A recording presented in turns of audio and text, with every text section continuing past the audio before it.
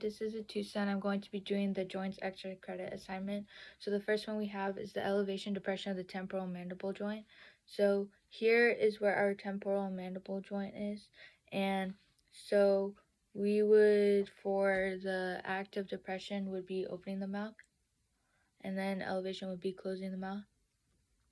The anatomical plane that the movement is occurring in is the frontal plane, and the anatomical axis that the movement is occurring around is the z-axis. The next movement we have is the lateral flexion of the lumbar spine, and that is occurring in the frontal plane, moving around the z-axis again. So this is the lumbar spine, which is like the lower part of your back, and we're gonna do the lateral flexion. So it's gonna be like that. I don't know if you should see my back, but just like that.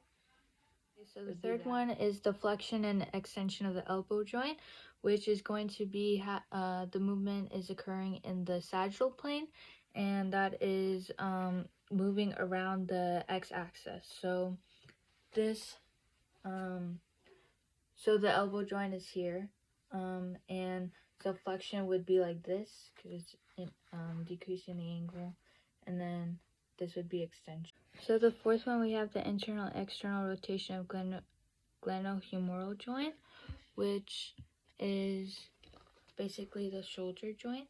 So the internal rotation would be this, and then this would be external rotation. So internal rotation, external rotation, and the anatomical plane the movement is occurring in is the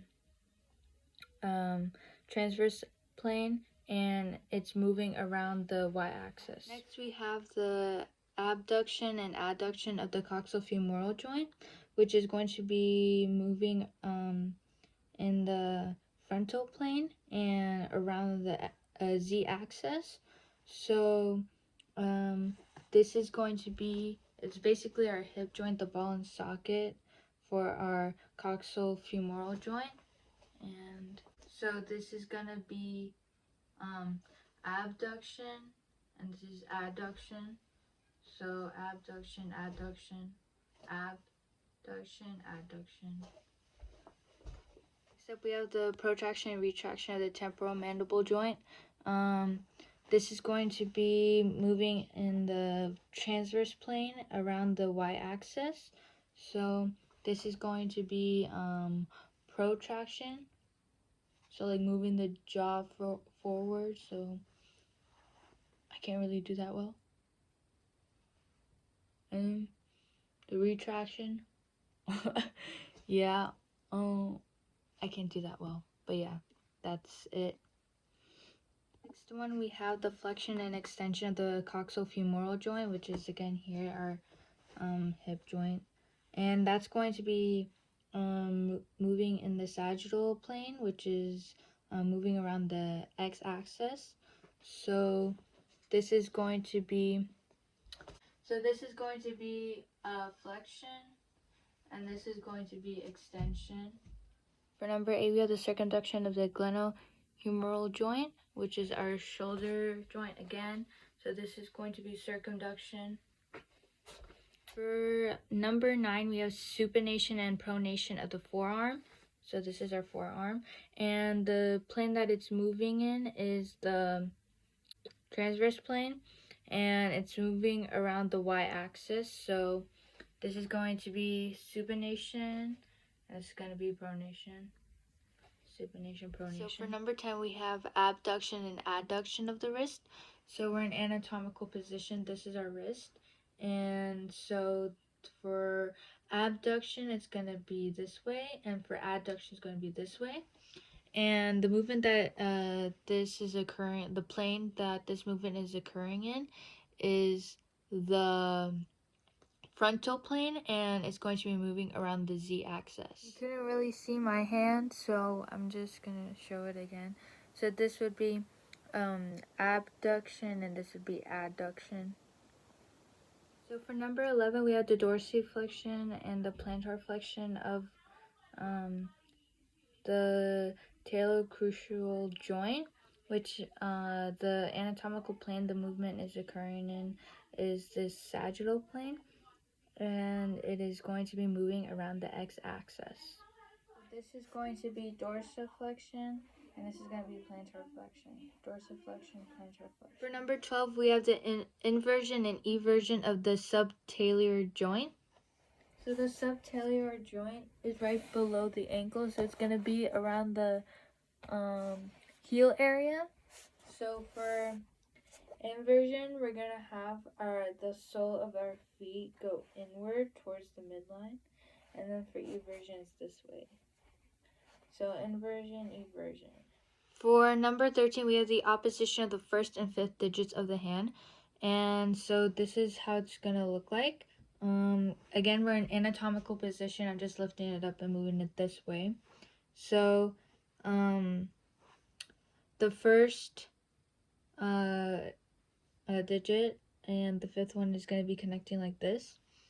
And I honestly am not very sure about what plane it would be moving on.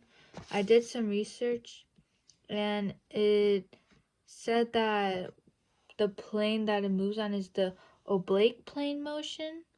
However, if I had to guess, I would guess transverse, the transverse plane, but I am not sure about what plane the opposition of the first and fifth digits of the hand. For number 14, we have the flexion and extension of the hallux, which is going to be our big toe, and the movement is going to be occurring in the sagittal plane, so it's going to be moving around the x-axis.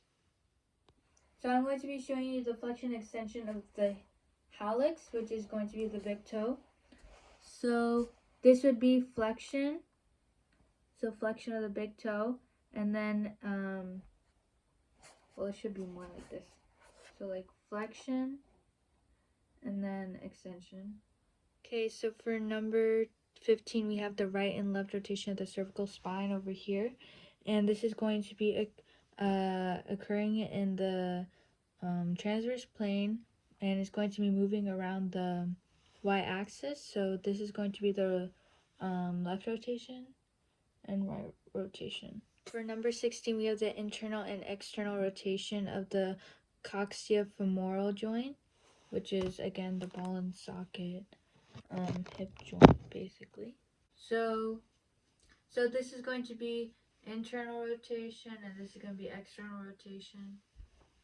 For number 17, we have the abduction and adduction of the digits of the hand. So these are the digits, and this movement is going to be occurring in the frontal plane, so it's going to be around the z-axis. So this is going to be so this is our so this is how it would be in anatomical position. I'm just going to move it this way, and so this is going to be abduction, and this is going to be adduction. Abduction, adduction. For number 18, we have the flexion and extension of the tibia femoral joint. So it's going to be around the knee. And this movement is going to be occurring in the sagittal plane. So it's going to be moving around the x-axis. So I don't know if you can see, but this would be flexion and this would be extension. Flexion, extension. Number 19, we have the elevation depression of the pectoral girdle, which is going to be here, basically around our shoulders, and it's going to be occurring in the frontal plane around the z-axis. So this would be